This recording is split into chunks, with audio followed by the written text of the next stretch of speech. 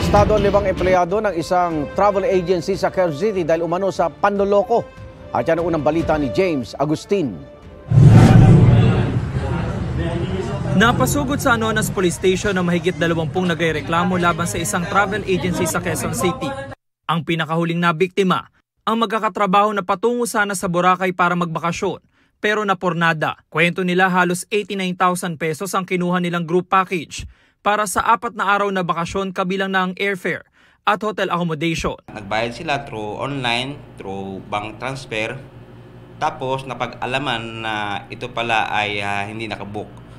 So during that time, nung mismong araw, hindi sila nakaalis kasi walang booking na nangyari.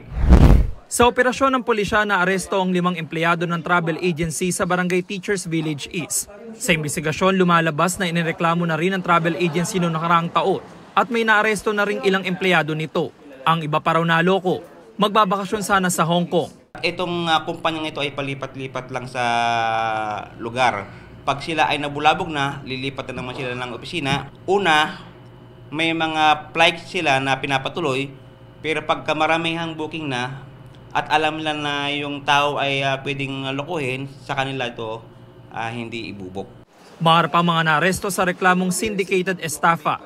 Kami po yung nagtatrabaho lang din po para maayos din po yung kumpanya. Ano ang yung mismong trabaho doon? Nag-i-email lang po. Karapatan ko pong manahimik. Wala naman po kaming natatanggap na pera. Basta ginagawa lang din po namin kung ano yung sinasabi ng may-ari. Which is, ano po yun? Ano lang po, pag may tatawag, sagutin lang po. Wala dumadaan kahit anong pera po sa amin. Basta kung ano po yung ipapatawag sa amin, bibigyan lang kami instruction, yun lang.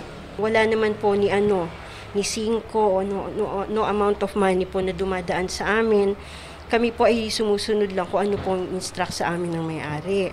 Nananawagan ng pulisya sa iba pang nabiktima na makipag-ugnayan sa kanila. Ito ang unang balita. James Agustin para sa GMA Integrated News. Igan, mauna ka sa mga balita. Mag-subscribe sa GMA Integrated News sa YouTube. Sa mga kapuso abroad, subaybayan nyo kami sa GMA Pinoy TV at sa www.gmanews.tv.